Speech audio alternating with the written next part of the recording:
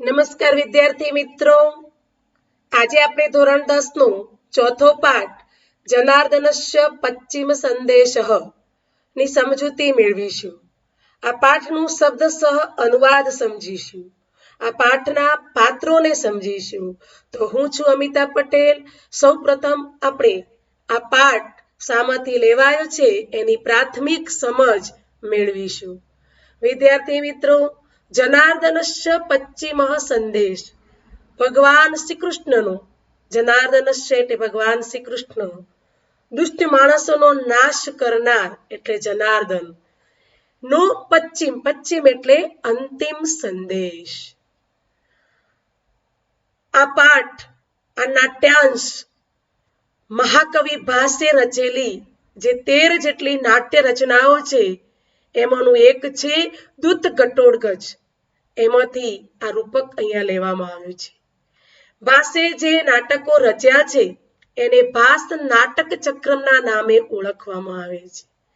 વિદ્યાર્થી મિત્રો, પરીક્ષામાં પૂછાય કે મહાકવિ ભાસ અને એના સામે જોડકા હોય અથવા તો વિકલ્પ હોય તો ભાસ નાટક ચક્રમ અને દૂત ઘટોત્કચમ એ યાદ રાખવું કે આ બંને કૃતિઓ મહાકવિ ભાસની છે.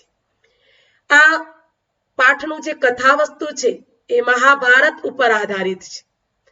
આપણે જાણીએ છીએ કે મહાભારતના રચયિતા કોણ છે? વેદવ્યાસ.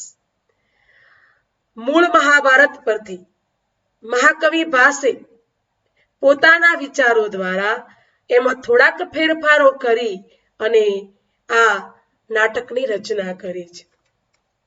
કુરુક્ષેત્રમાં મહાભારતનું યુદ્ધ પ્રારંભ થઈ ચૂક્યું છે. તેમાં અભિમન્યુનો અન્યાયથી કૌરવો દ્વારા વધ થયો છે. આપણે જાણીએ છીએ કે કુરુક્ષેત્રના મેદાનની અંદર 18 દિવસનું ભયંકર ભીષણ યુદ્ધ થયું હતું. એ યુદ્ધની અંદર અભિમન્યુનું મૃત્યુ થતા પાંડવો, અર્જુન ખૂબ જ દુઃખી થાય છે અને અભિમન્યુનો વધ કરનાર જે છે એ તમામનો વધ કરવા એ સંકલ્પ અથવા તે પ્રતિજ્ઞા લે છે. આ કરુણ પરિસ્થિતિમાં પણ, આટલી અભિમન્યુના મૃત્યુની કરુણ પરિસ્થિતિ છે છતાં પણ કોઈ રીતે જો યુદ્ધ રોકાય એ માટે શ્રી કૃષ્ણ એક પ્રયત્ન કરી લેવાનું વિચારે છે. અભિમન્યુના વધની કરુણ ઘટનાથી પાંડવોમાં જે શોક છવાયેલો છે તેને ધૃતરાષ્ટ્ર અને દુર્યોધનની નજર સામે મૂકીને શ્રી કૃષ્ણ ધૃતરાષ્ટ્રને સમજાવવાનો ઉપક્રમ આદરે છે. તેઓ ઘટોત્કચને પોતાનો દૂત બનાવે છે અને શાંતિનો સંદેશ મોકલે છે કે શાંતિના સંદેશથી જો હજુ પણ આ કુરુક્ષેત્રના મેદાનની અંદર ચાલી રહેલું યુદ્ધ અટકી જાય. પણ યુદ્ધના ઉન્માદમાં ડૂબેલા દુર્યોધન અને તેના સહયોગી શકુની વગેરે આ શાંતિનો સંદેશ સાંભળવા તૈયાર નથી. છેવટે ઘટોત્કચ શ્રી કૃષ્ણનો પશ્ચિમ એટલે કે અંતિમ સંદેશ સંભળાવે છે. દૂત તરીકે ગયેલા ઘટોત્કચના દુર્યોધન અને શકુની સાથેના રોચક સંવાદો આ નાટ્ય રસને જન્માવે છે. ભાસે રાક્ષસીના પુત્ર એવા ઘટોત્કચના પાત્રનો ઉપયોગ કરી પ્રેક્ષકોના માનસ પટલ ઉપર દુર્યોધનની રાક્ષસી વૃત્તિને સ્થાપવાનો સફળ પ્રયત્ન કર્યો છે. એક બાજુ રાક્ષસીનો પુત્ર ઘટોત્કચ માનવીય વર્તન આચરે છે અને બીજી બાજુ મનુષ્યનો પુત્ર દુર્યોધન રાક્ષસીય વર્તન આચરે છે. આ સરસ વિરોધાભાસ ભાસે પોતાની અનુપમ નાટ્ય કળાના બળે અહીં ઉભો કરી આપ્યો છે. દુર્યોધનનું આ વર્તન છેવટે તો આખા કુટુંબનો વિનાશ નોતરે છે. સમાધાનનો પ્રસ્તાવ ન સ્વીકારનાર માણસ પોતાનો અને પોતાના કુટુંબનો વિનાશ કરી લે છે એ તથ્ય પણ આ રૂપક દ્વારા જણાવાયું છે. પાઠનું અનુવાદ સમજીએ એ પહેલા વિદ્યાર્થી મિત્રો, આ પાઠ એ નાટ્યાંશ છે અને નાટકની અંદર કે જે પાત્રો હોય અને પાત્રોનો પરિચય જરૂરી છે. આ પાઠની અંદર 4 પાત્રો છે: ઘટોત્કચ, ધૃતરાષ્ટ્ર, દુર્યોધન અને શકુની. તો સૌપ્રથમ આપણે ઘટોડગજનો પરિચય મેળવીશું. તો શા માટે એને ઘટોડગજ તરીકે ઓળખવામાં આવે છે અને કોણ છે? તો હિડિંબા રાક્ષસીનું અને ભીમનું આ પુત્ર છે ઘટોડગજ. એનું નામ એટલા માટે ઘટોડગજ રાખવામાં આવ્યું કે તેનું માથું એ ગળા જેવું હતું અને વાળ વગરનો તે હતો, માથા પર વાળ નહોતા, માટે તેનું નામ ઘટોડગજ પાડવામાં આવે. બીજું પાત્ર આપણે લઈએ ધૃતરાષ્ટ્ર. ધૃતરાષ્ટ્ર એ આંખે અંધ છે, હસ્તિનાપુરના રાજા હતા. એમને 100 પુત્રો છે. દુર્યોધનના પિતા છે, ગાંધારીના પતિ છે અને પાંડુ રાજાના મોટા ભાઈ છે.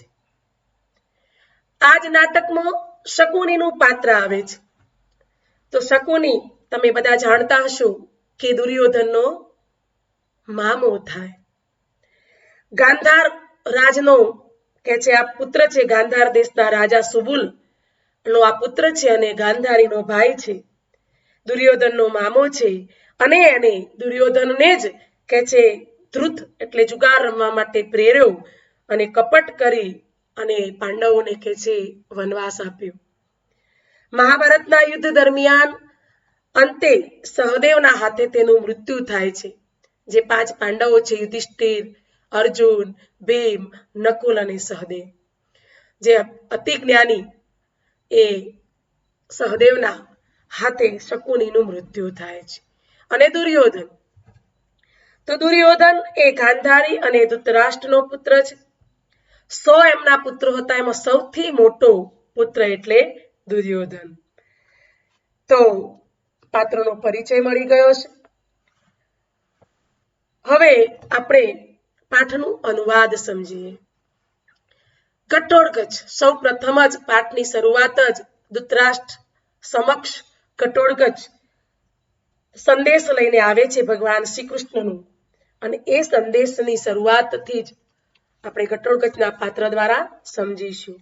ઘટોડગજ પ્રવિશ્ય અહે અયમ અત્ર ભવાન ધૃતરાષ્ટ્ર. શું કે છે? પ્રવેશ કરીને અહે અયમ, અયમ એટલે આ, અહે અરે, અત્ર ભવાન, ભવાન એટલે આપ, આ અત્ર અહીં, અયમ એટલે આ ધૃતરાષ્ટ્ર એટલે પૂજ્ય ધૃતરાષ્ટ્ર છે. કોણ?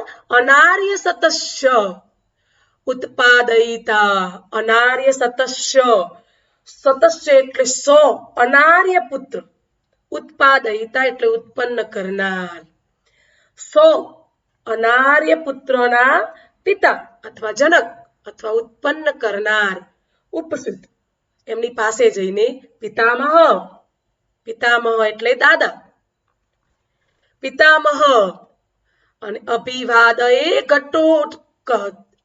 વાક્ય અટકી જાય છે ઇત્ય ઓર્ધતે, ઇત્ય ઓ ધર્કતે, ત્યાં અડધું બોલીને અટકી જાય છે કે અભિવાદન કરું છું હું. કોણ? ઘટોડગજ.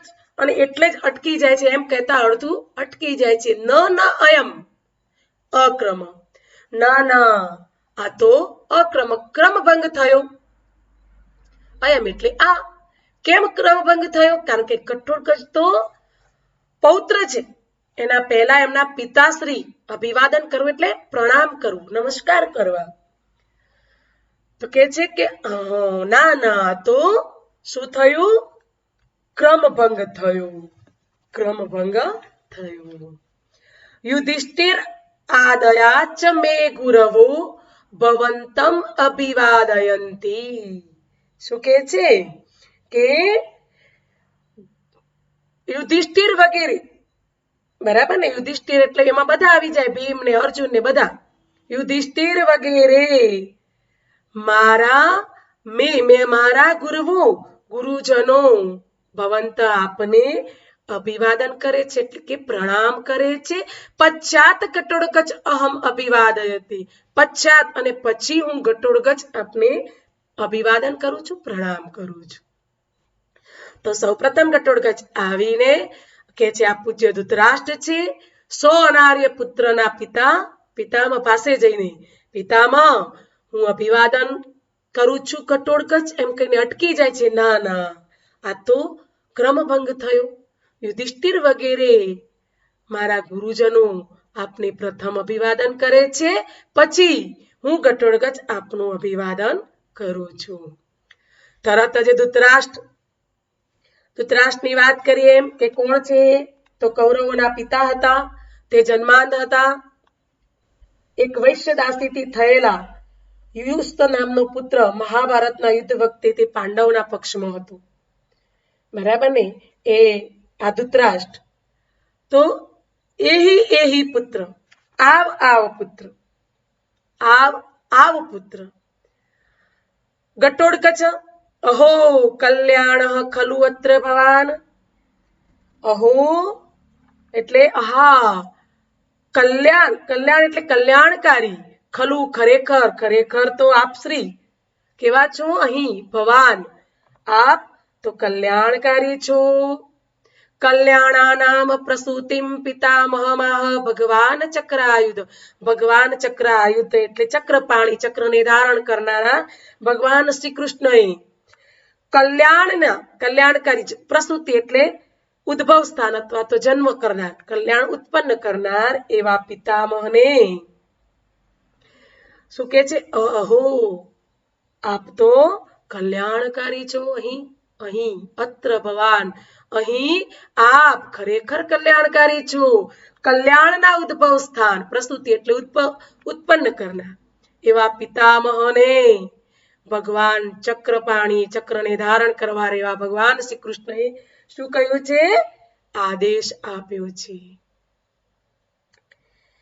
તો ધૃતરાષ્ટ્ર ભગવાન શ્રી કૃષ્ણનું નામ પડતા જ આસનાત ઉત્થાય, આસન પર ઉભા થઈ ગયા, આસન ઉપરથી ઉઠી ગયા. કિમ આજ્ઞા પયતી ભગવાન ચક્રાયુધ. કિમ આજ્ઞા, કિમ એટલે શું આજ્ઞા કરી છે ભગવાન શ્રી કૃષ્ણએ ચક્રપાણી. ઘટોળગજ કહે ના ના ના, આસન સ્થેન એવ ભવતા શ્રોતવ્યો જનાર્દનસ્ય સંદેશ. આસન સ્થેન, આસન પર બેસીને જ આપ, ભવતા એટલે આપ, આ શ્રી કૃષ્ણનો સંદેશ સાંભળવો, શ્રોતવ્યો સાંભળવો જોઈએ. આસન પર બેસીને જ તમારે ભગવાન શ્રી કૃષ્ણનો સંદેશ સાંભળવો જોઈએ. ધૃતરાષ્ટ્ર કહે યદા આજ્ઞાપયતિ ભગવાન ચક્રાયુધ.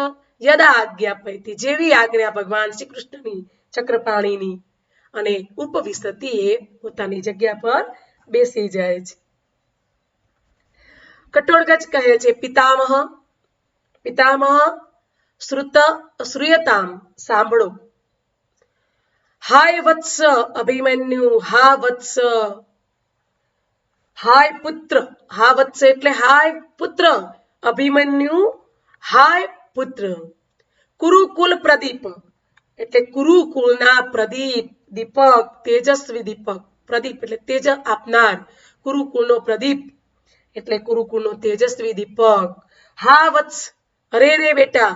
યદુકુલ પ્રભા, યદુકુલ પ્રવાલ, યદુકુલનો પ્રવાલ એટલે અંકુર, યદુકુલનો અંકુર. તવ જનની માતુલમ મામપી પરિત્યજ્ય પિતામહમ દ્રષ્ટુમ આશય સ્વર્ગમ અભિગતો અસી. ઘટોળગજ શું સંદેશો આપે છે કે પિતામહ સાંભળો, હાય પુત્ર અભિમન્યુ, હાય પુત્ર કુરુકુળના તેજસ્વી દીપક, અરે રે પુત્ર યદુકુળના અંકુર, તવ જનની તારી માતા, માતુલ તારા મામા, મામપી અને મને પણ, પરિત્યજ એટલે છોડીને, પિતામહ અહીંયા પિતામહ એટલે એના પિતા, અર્જુનના પિતા પાંડુ રાજા અને અભિમન્યુના દાદા. પિતામહમ દ્રષ્ટુમ આશય જોવાના આશયથી, સ્વર્ગમ અભિગતો હસી તું સ્વર્ગમાં સીધાવી ગયો. પિતામહ એક પુત્ર વિનાશાત અર્જુનસ્ય તાવત ઈદૃશી ખલુ અવસ્થા કા પુનર્ભવતો ભવિષ્યતિ.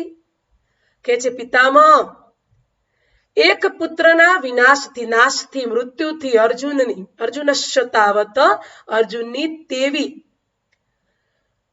અર્જુનની કેવી થઈ છે, ઈદૃશી આવી સ્થિતિ થઈ છે, તો ખલુ ખરેખર આવી અવસ્થા એની આવી પરિસ્થિતિ થઈ છે તાવત તો કા પુનર્ભવતો ભવિષ્યતિ તો કે છે તો તાવત કા તો તમારી કા એટલે કેવી પુનર્ભવતો તો તમારી તો કે ભવિષ્યતિ કેવી થશે પુનર્ભવતો તમારી તો વળી કેવી થશે તતઃ જેથી આમ તો પછી તત એટલે પછી તો એટલે સમાચાર કેવડાયા છે કે સિપ્રમ ઇદાનીનમ બલાધાનમ કુરુષ્વ તો પછી શું કે છે તમે ઝડપથી ક્ષિપ્રમ એટલે સત્વરે કે છે ઝડપથી ઇદાનીમ આ આત્મબલાધાનમ એટલે આમ તો આત્માના બળને ધારણ કરો પુરુષ એટલે આત્માના બળને ધારણ કરો પણ અહીંયા શું લેવાનું છે કે પોતાના પક્ષ આત્મ એટલે પોતાના બળને પોતાના પક્ષને એટલે સૈન્યને તમે પાછી વાળી લો શું કે છે કે એક પુત્રના વિનાશથી અર્જુનની આવી સ્થિતિ ખરેખર થઈ છે તો આપની કેવી થશે વળી તો પછી તરત જ કે છે ઝડપથી સત્વરે ક્ષિપ્રમ એટલે ઝડપથી આ પોતાનું સૈન્ય પોતાના પક્ષનું સંપૂર્ણ સૈન્ય કે છે પાછું વાળી લો યથા જેથી તે પુત્રના શોકથી સમૂહ ઉત્પિતો અગ્નિમમ ઉત્પન્ન થયેલું પુત્રના શોકથી ઉત્પન્ન થયેલું અગ્નિ કે છે અગ્નિમાં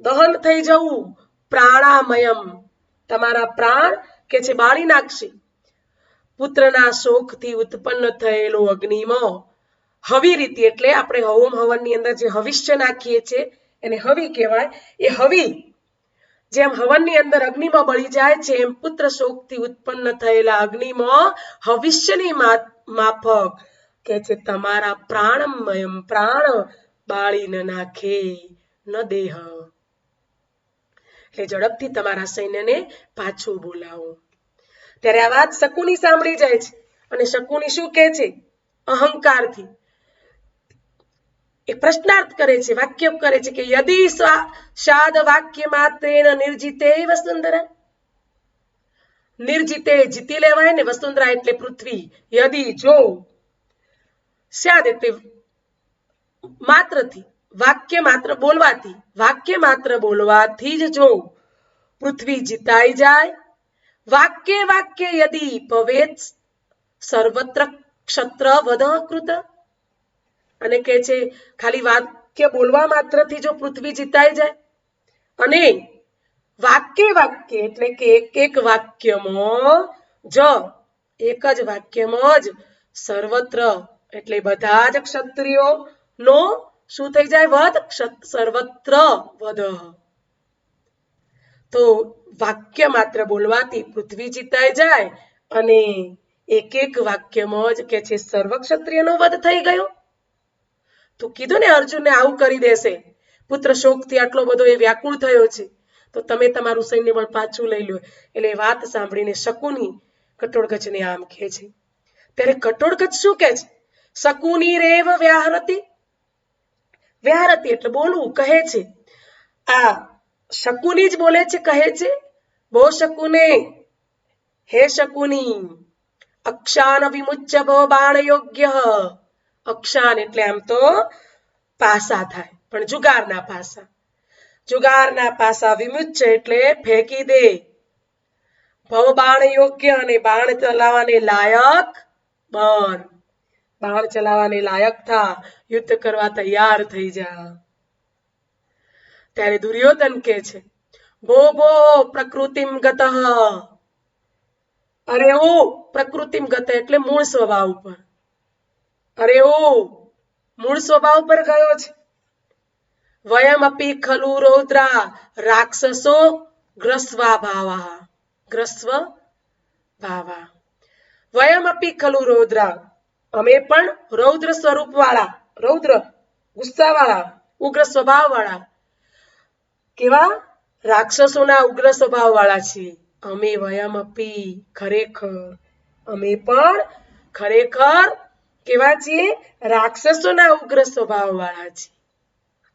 ત્યારે ઘટોત્કચ જવાબ આપે છે, શાંત પાપમ રાક્ષસેભ્યો અપી ભવંત એવ ક્રૂરતારા કૃતઃ. શાંત પાપમ, શાંત થઈ જાઓ, આમ ના કહેશો એમ. કારણ કે રાક્ષસેભ્યો અપી ભવંત, રાક્ષસો કરતા પણ આપ, ભવંત એટલે આપ તો વધુ ક્રૂર છો. રાક્ષસો કરતા પણ વધારે ક્રૂરતા તમે બતાવી છે. કુતઃ, કેમ કે ન જતુ ગૃહે સુપ્તાન ભાતૃન દહંતી નિશાચરા. અહીંયા જતુગૃહ એટલે લાખનું ઘર. તો કે છે નિશાચરા એટલે આમ તો રાત્રિ વિચરનારા રાક્ષસો. તો કેમ કે છે કે તમે તો રાક્ષસો કરતા પણ વધારે ક્રૂર છો? કારણ કે રાક્ષસો પણ નિશાચરો રાત્રિ વિચરનારા રાક્ષસો પણ નતું જતું ગૃહે, નતું એટલે ના, જતુગૃહ એટલે લાખના ઘરમાં સુતેલા ભાતૃન ભાઈઓને દહંતી બાળતા નથી. કારણ કે કૌરવોએ આવું કૃત્ય કર્યું હતું. પાંડવોને બાળવાનું, પાંડુ પુત્રોને મારી નાખ્યા હતા, જીવતા સળગાવ્યા હતા.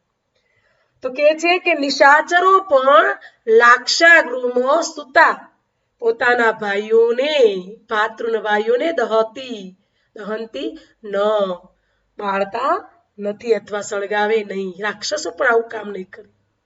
અને બીજું, શિરસી ન તથા ભાતૃહુ પત્ની સ્પૃશંતી નિશાચરા. અને રાક્ષસો કે છે નિશાચરો શિરસી એટલે મસ્તક, ભાતૃપત્ની એટલે ભાભીના મસ્તકને આવી રીતે સ્પર્શ કરતા નથી. નિશાચરો રાક્ષસો પોતાના ભાઈઓને લાખના ગૃહમાં સુતેલા સળગાવતા નથી અને પોતાની ભાઈની પત્ની ભાભીને આ રીતે મસ્તક પર સ્પર્શ પણ કરતા નથી અથવા નહીં લગાડે. રાક્ષસ પણ એટલી મર્યાદા રાખશે, પણ તમે તો એના કરતા વધારે ક્રૂર છે. હવે દુર્યોધન ગુસ્સે ભરાય છે. દુર્યોધન કહે છે, દૂતઃ ખલુ ભવાન પ્રાપ્તો નહ ત્વમ યુદ્ધામ અર્થમ આગત. શું કે છે? દૂત ખલુ, ખરેખર દૂત આપ અહીં દૂત તરીકે આવેલા છો. દૂતઃ ખલુ ભવાન, તો તમે દૂત તરીકે, ખલુ ખરેખર દૂત તરીકે આપ આવેલા છો. પ્રાપ્તો ન ત્વમ, યુદ્ધ કરવા માટે, યુદ્ધામ અર્થ ગમે, યુદ્ધ કરવા માટે નથી આવ્યા, બરાબર ને? તમે દૂત તરીકે અહીં આવ્યા છો. યુદ્ધામ અર્થમ અનાગત, યુદ્ધ કરવા માટે ત્વમ ન, તમે નથી આવ્યા.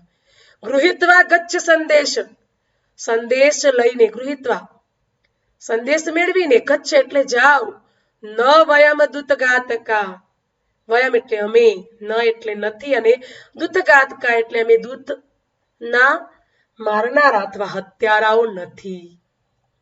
ત્યારે તો ઘટોત્કચને રોષ થાય છે, ગુસ્સામાં આવી જાય છે. સરોષમ, રોષપૂર્વક, કિમ દૂતમ ઇતિમ માં પ્રદર્શયસી, મને અહીંયા પ્રદર્શયસી એટલે અપમાનિત કરું. કિમ, શું તું મને દૂત કહીને, મામ મને અપમાનિત કરે છે? મા તાવત ભો, તો ના, મા એટલે ના, તાવત ભો તો જા, હું નથી,